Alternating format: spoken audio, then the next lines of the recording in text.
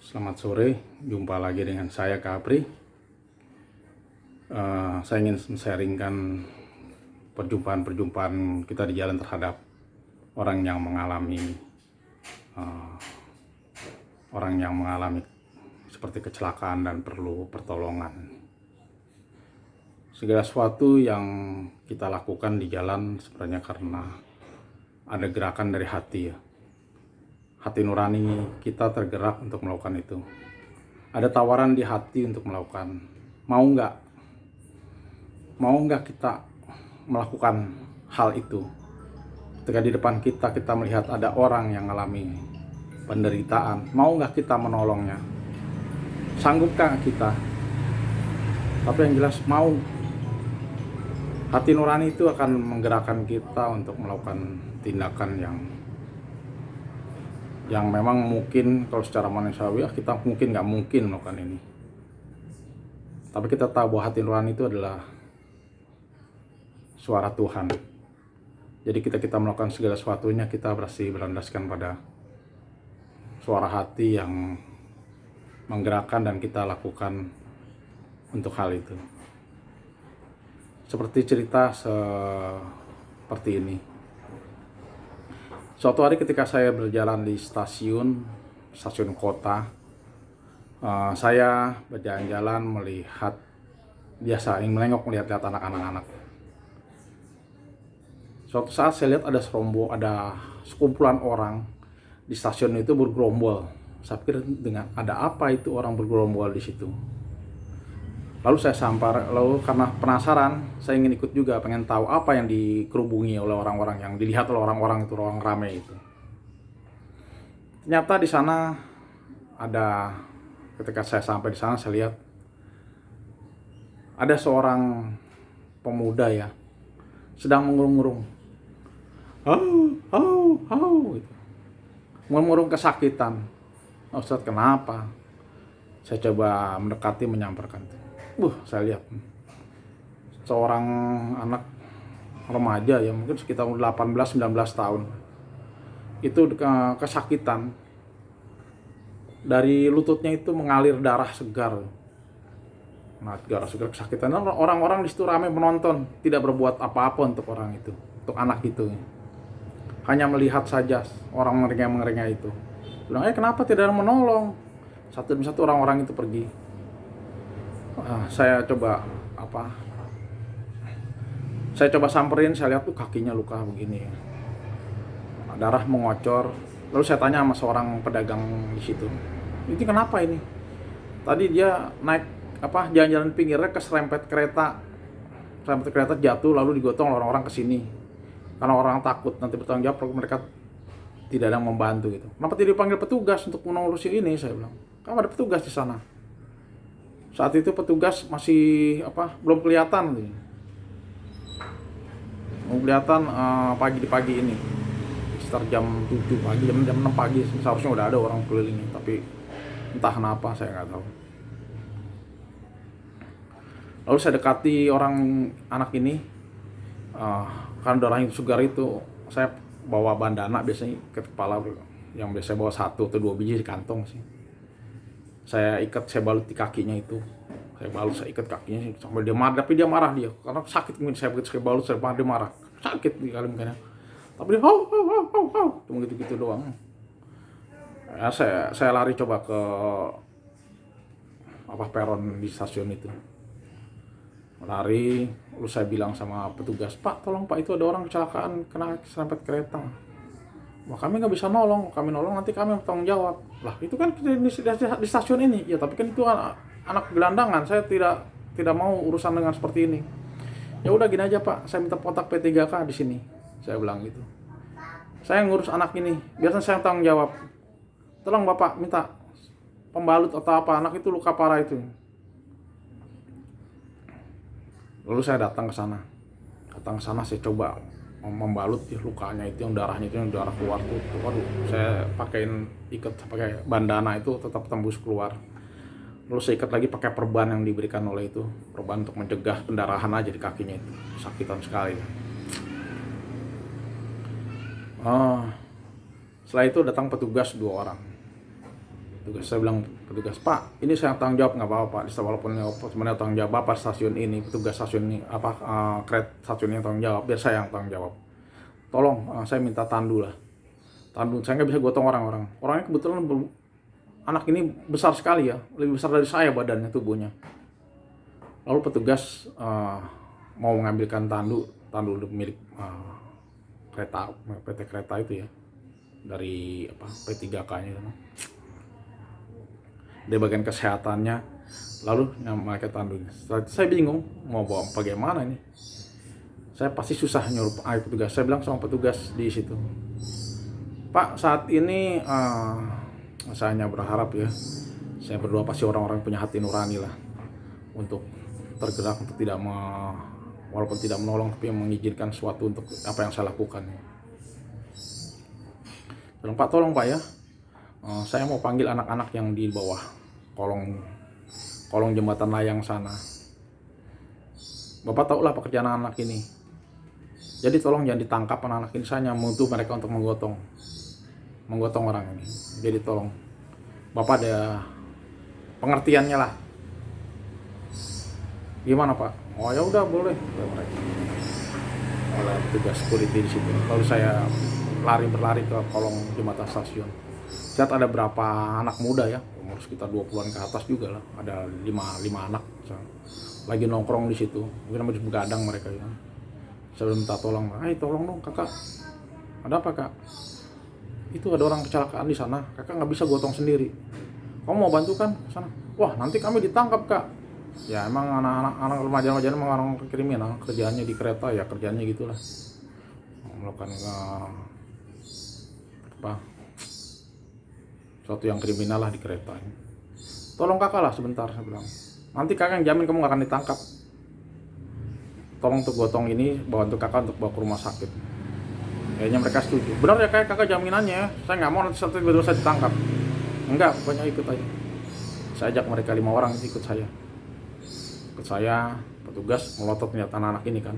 Wah, anak yang dicari mereka yang masih dalam melakukan kegiatan yang tidak baik di sana.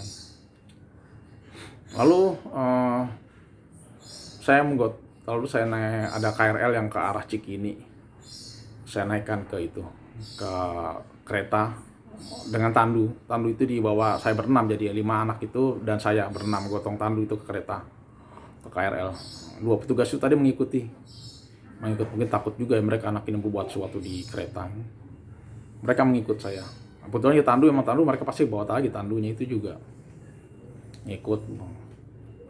Kami naik kereta sambil mereka saya perhatikan antara petugas dan anak-anak ini saling pandang-pandang aja gitu, pandang tak bicara gitu, pandangan yang memang saling tidak baik pandangannya ya. Tapi saya bilang udah, saya berharap tidak terjadi apa-apa di sini.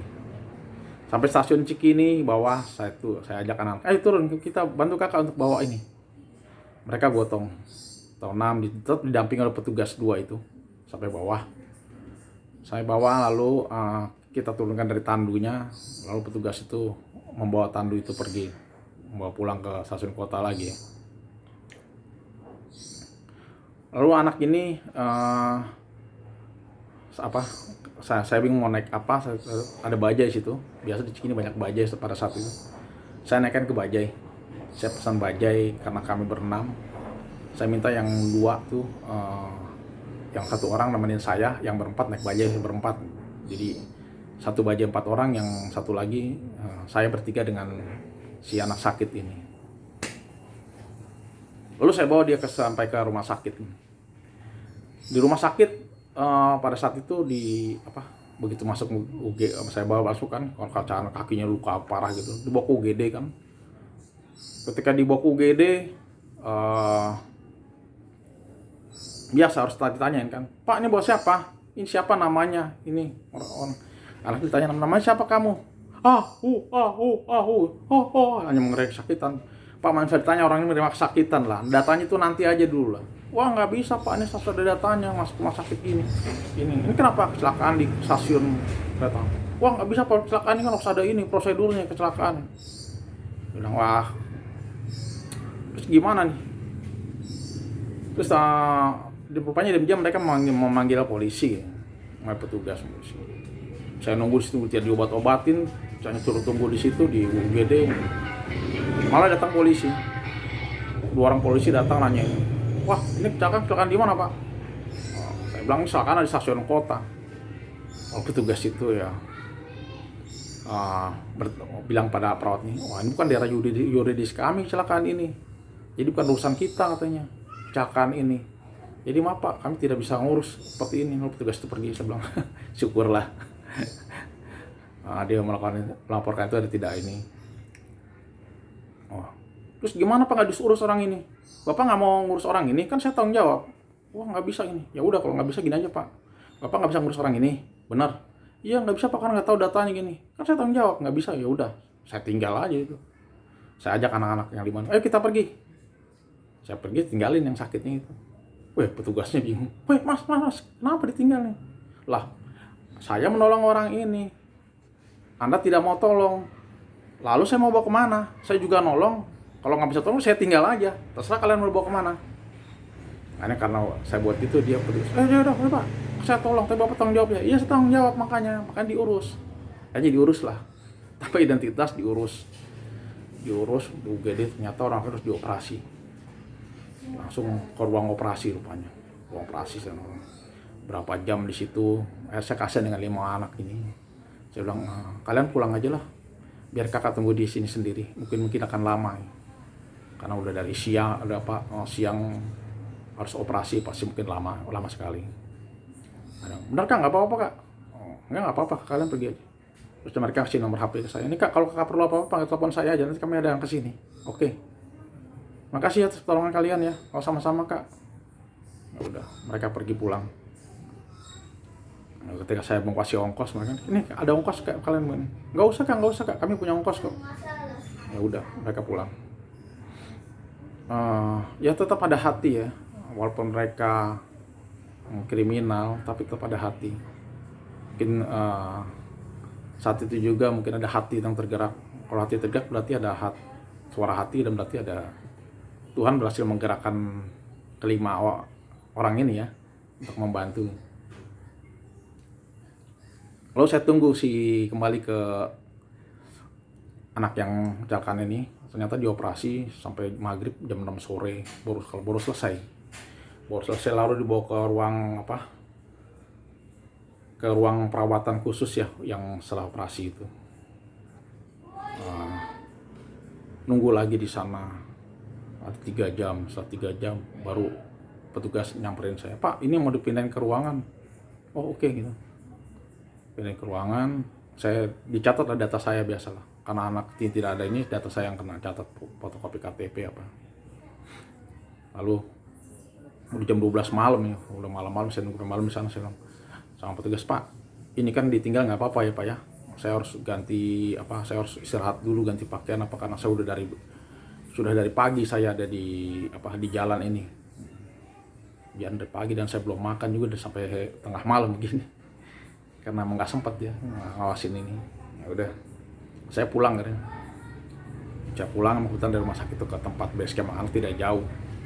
Ya saya jalan kaki sekitar 20 menit lah. Jalan kaki, kalau tengah malam ya, naik angkutan umum juga lama sekali pasti nunggunya. Pagi-pagi saya ke sana lagi. Ke sana untuk menengok. Lalu ketika siang-siang dia sadar, saya tanya, "Hei, nama kamu siapa?" Nah jawabnya, hanya menggerakkan tangan aja jing. Wah ternyata anak ini bisu, susah. Lalu ketika diminta data, petugas udah beri namanya si Gagu, karena enggak datanya ya, si Gagu dikasih nama, beri nama si Gagu ya. Data Gagu dengan tanggung jawab saya. Ini tidak mudah rupanya. Kecelakaannya sungguh sangat parah ya. Sampai dia akhirnya di rumah sakit itu hampir 1 bulan. Dia jadi maskot di rumah sakit itu. Sampai semua perawat ngomong, wah karena tingkah lakunya emang lucu. Ketika dia mulai bisa bergerak bisa sehat gitu, tapi tidak bisa keluar dari tempat tidurnya, masih bisa membuat ceria, itulah perawat-perawat itu. Kalau saya datang ke situ pasti lagi tertawa-tertawa atau apa. Jadi maskot di tempat itu. Hampir sebulan lah saya kesana, lalu ada panggilan bahwa ini harus dari bagian perawatan, bahwa ini harus keluar dari rumah sakit. Saya memang sempat berapa kali bayar sedikit-sedikit. Tapi ketika saya melihat jumlah tarikan untuk harus biayanya, saya kaget. Gede sekali, saya nggak pegang uang. Mungkin saat itu saya bisa bayar 1/10-nya. Saya bilang ke bagian pimpinan, saya ada pimpinannya lah. Saya bilang, saya nolong orang ini, saya nggak punya dana untuk ini. Saya ada uang segini lah, nggak seberapa. Nggak bisa, harus bayar penuh Pak, gini, ini kan tanggung jawab Bapak, gini. Tapi kan saya nolong, pasti ada kebijakan lah gimana caranya lah untuk keluar.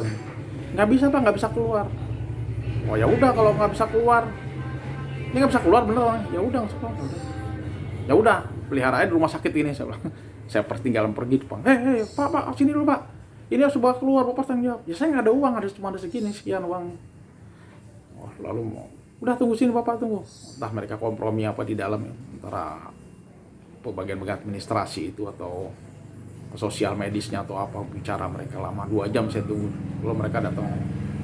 Ya udah Pak, dengan uang jumlah itu kami terima, Bapak keluar boleh bawa orang ini. Boleh bawa anak ini keluar. Udah saya bawa, akhirnya diizinkan juga dengan saya bayar seadanya si Gagu itu keluar. Karena kalau tidak saya tinggal aja biar jadi peliharaan rumah sakit di sana. Saya bawa ke rumah. Ketika nyampe di rumah sana, saya bawa pakai taksi bawa ke situ. Saya bawa ke rumah anak-anak. Waduh, mulailah di situ.